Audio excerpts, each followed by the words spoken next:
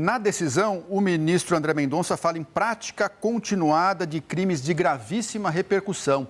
Vamos voltar com o Eduardo Gayer agora. O Gayer, por tudo que você trouxe aí, principalmente nessa análise da corrupção de agentes públicos do Banco Central, né? Inclusive participantes integrantes do Copom. O Paulo Sérgio Neves, ele foi o que deu aval à compra do Banco Máxima, que depois virou Banco Master lá atrás. Quer dizer, a gente pode chegar a um ponto, uma conclusão de que o Banco Master tem irregularidade até na origem, né? A gente não sabe ainda, Lúcio, exatamente quando começou essa relação próxima, promíscua, entre Daniel Vorcaro e o Paulo Sérgio Souza, que foi verificada pela Polícia Federal em conversas. Então, é preciso apurar quando isso começou, mas nós temos dois fatos muito claros colocados. O Paulo Sérgio Souza, quando era diretor de fiscalização do Banco Central, autorizou a compra do Banco Máxima por Daniel Vorcaro. Ponto. E agora nós temos a informação de que Paulo Sérgio Souza recebia valores e vantagens indevidas de Daniel Vorcaro para vazar documentos internos do Banco Central e dar feedbacks, dicas, consultoria, treinamento, media training, tudo para Daniel Vorcaro. Tem um trecho que fala, inclusive, de Daniel Vorcaro sendo brifado para as reuniões com o presidente do Banco Central, Gabriel Galípolo. Quer dizer, duas pessoas de dentro do Banco Central que diziam, olha, diga isso, não diga aquilo, vá por aqui, vá por acolá. Era esse o nível da proximidade. Não sabemos, então, quando começou, pelo menos isso não está claro nesta decisão do ministro André Mendonça, que traz trechos da investigação da Polícia Federal. Isso vai precisar ser mais apurado, possivelmente pode vir a público quando começou essa relação, essa tabelinha entre o Paulo Sérgio e o grupo de Daniel Vorcaro, para ver se isso vem de lá de trás. Se, daquele momento da compra do Banco Máxima, isso já estava colocado. Mas é fato. O Paulo Sérgio Souza era o diretor de fiscalização quando foi aprovada a compra do Máxima pelo Daniel Vorcaro. O Paulo Sérgio Souza, então, ele já estava afastado pelo Banco Central desde janeiro.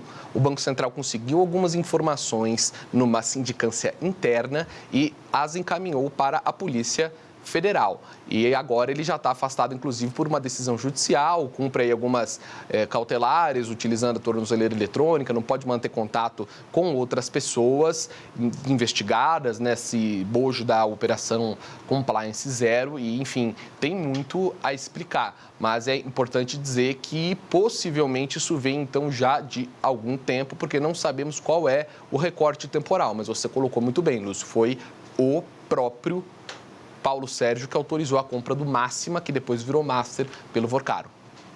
Agora, César Feitosa, voltando com você, pode ser que nos próximos dias, não sei se você faz essa interpretação também, alguns nomes ligados ao Banco Central, que já estiveram muito ligados ao Banco Central, possam ser alvo de uma pressão um pouco maior. De quem que eu estou falando? Roberto Campos Neto, ex-presidente do Banco Central. A gente tem acompanhado algumas movimentações no Legislativo brasileiro, tentando trazê-lo para o contexto das investigações da CPMI, do INSS, situação, integrantes da base aliada do governo aprovando requerimentos para que ele seja ouvido na CPMI do INSS. Outra informação importante que nós demos é que o próprio André Mendonça chegou a conceder uma autorização para que ele não comparecesse à CPI do crime organizado, CPI que estava marcada para ontem. Falamos sobre, inclusive, o cancelamento dessa CPI que está acontecendo na Câmara dos Deputados, aliás, no Senado Federal. Então, assim, até agora, Roberto Campos Neto, e a gente pode citar outros nomes aqui, não sei se você agregaria um outro nome importante também, essas pessoas têm conseguido, de alguma forma, não se vincular tanto a essas investigações, conseguindo essas autorizações para se manter distantes dessas apurações no Legislativo brasileiro. Com informações como essas que vêm à tona, com indícios fortes como esses de ex-integrantes da diretoria, estando profundamente vinculados a essa suspeita de existência de uma organização criminosa, com a participação dessas pessoas, é possível que essa pressão sobre Roberto Campos Neto e talvez outros nomes aumente agora, nos próximos dias? Me parece que sim, Lívia, pelo menos nesse campo político, né, que o caso do Banco Master acaba afetando e sendo afetado também. Já havia, especialmente por aliados do presidente Lula, muita pressão para que a gestão de Roberto Campos Neto fosse avaliada, ou pelo menos prestasse contas de tudo que foi feito relacionado às fraudes do Banco Master.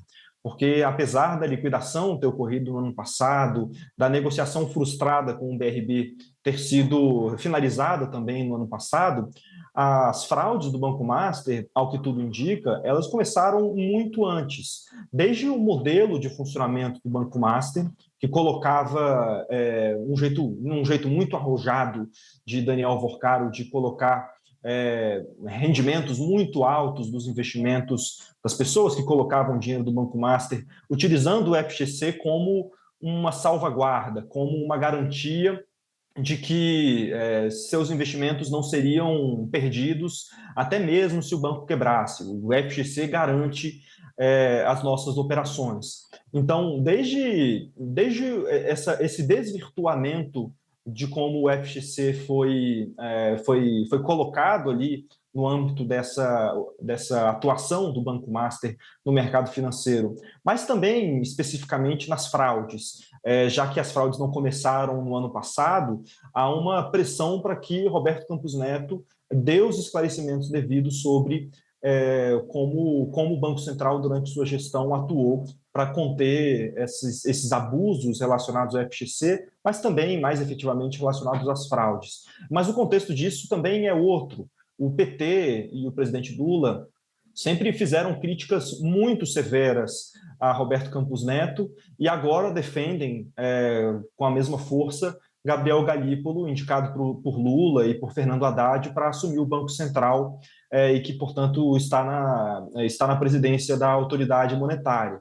E levantar Gabriel Galípolo como aquele que deu a solução devida, que foi a liquidação do Banco Master, também envolve fazer críticas diretas a Roberto Campos Neto, que politicamente tinha uma visão diferente da visão de Lula.